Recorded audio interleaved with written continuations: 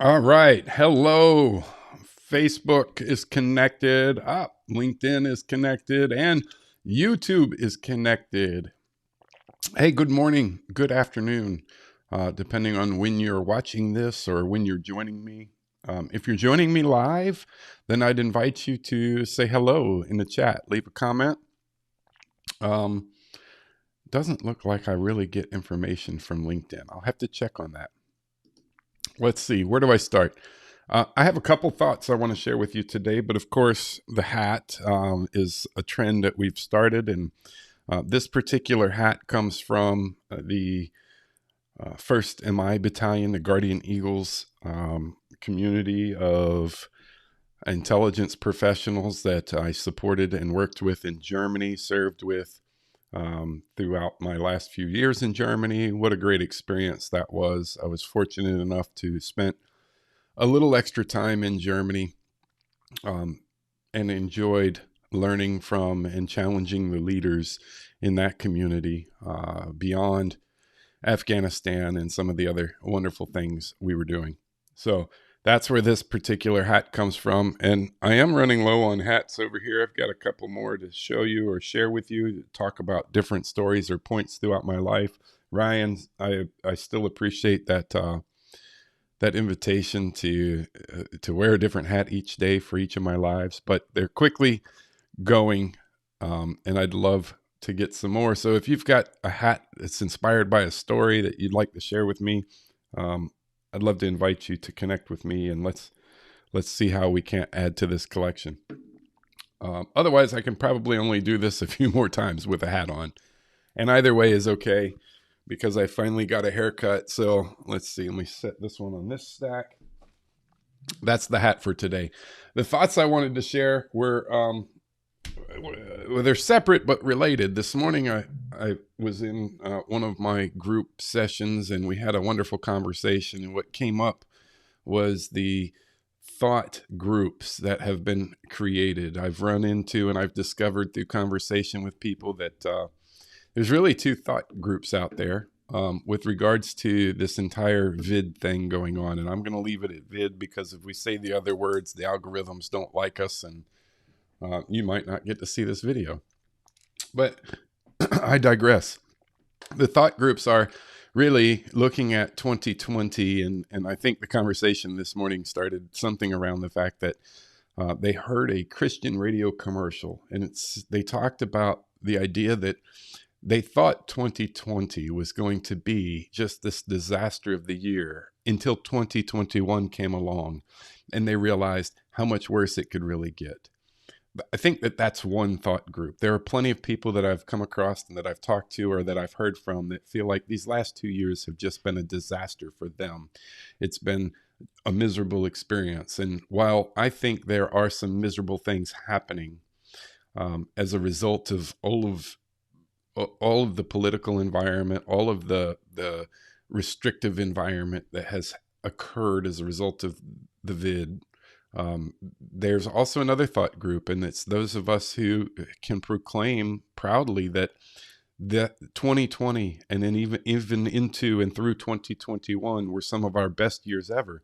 I am fortunate enough, and I'm grateful to the community of people that I've been able to surround myself with that believe and share that these last 2 years have been a success for them. Maybe they were able to maintain their levels of motivation and inspiration in a way that allowed them to continue to do the work that they were doing. Maybe they shifted the work that they were doing, but either way, they were able to thrive over these past 2 years. And I'm fortunate to be a member of that community, to be a part of those stories, and to be able to share similar experiences. Now, I'll share this, that 2020, from a business and income perspective, was my best year, having my best year of entrepreneurship, we'll put it that way. And then 2021 has had some challenges, because I've been in the middle of a shift over the past year. Starting in October of 2020, I started to introduce a shift and move more into where I was being led and into conversations with people that turned into coaching as my primary means of business. And It's been a great experience. It's been challenging, but from an income perspective, it certainly hasn't been my best year ever. But overall, when I am able to reflect on all the things I've been able to achieve and what that's allowed me to do in the process, it's been a great experience. So I'm curious, first of all, if you're joining me, just say hello in the chat. Love to hear from you. Hopefully the chat's working today. But I'd love to know which thought group you're in. Are you in the first thought group of this has been the worst 2 years ever, or 2021 showed us that 2020 wasn't quite as bad? That's one thought group. The second thought group is those who've been able to maintain or have experienced tremendous growth in results over the past 2 years. I'd love to hear from you which thought group you're in. But that thought led me to another experience this morning in a private community for coaches. One of my coaches and mentors shared the 17 strategic development goals for the UN that they've set for 2030. And that led me to thinking about a little bit deeper. Oftentimes the reason we are not experiencing the same growth or the same things that other people around us might be able to proclaim their experience in 2021 and 2020 were my best years ever, right?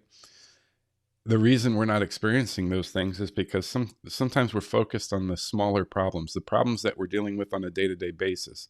What we need to do is think bigger, to think beyond those problems, to make our problems bigger. And one of the best ways I found to do that is to focus on a vision and a mission that is greater, that's bigger than anything we're doing right now, that's bigger than me. It's bigger than anything I have the capacity to take on by myself right now. I love to hear from you, Megan. Thank you. She says it's an absolute growth period for her. Good to hear that, Megan. It's been a tremendous growth experience for me as well. So I appreciate your input there. So, these 17 strategic development goals set out by the UN, I encourage you to go look them up. And if you want access to, I saved the image of them that was shared in our group. And it really challenged me to think beyond where I'm at right now, what I could do to grow and challenge myself to grow tremendously over the next couple years. And the two goals that I found that I aligned with it extremely well were creating decent work and economic growth. And I added the word sustainability to that one. And then promoting good health and well-being are the two strategic development goals that the UN has set for 2030 that I'm going to take on as a personal missional challenge to grow beyond my own abilities right now. And I think by connecting myself with those two missions beyond where I'm at is going to be able to contribute greatly to achieving more than I thought possible over the next few years. So that's where I'm going to focus my time and energy. I think it came with perfect timing as I look forward into 2022 and I start looking at my own goal development for my personal life and my business. And what that looks like. And I hope to share a few of those things with you. In fact, I'll just share a couple of the things on my agenda, so to speak, from a goals perspective, are creating more opportunities to connect with and inspire others. That is my personal mission, is to connect with and inspire others. That is what I believe is my purpose.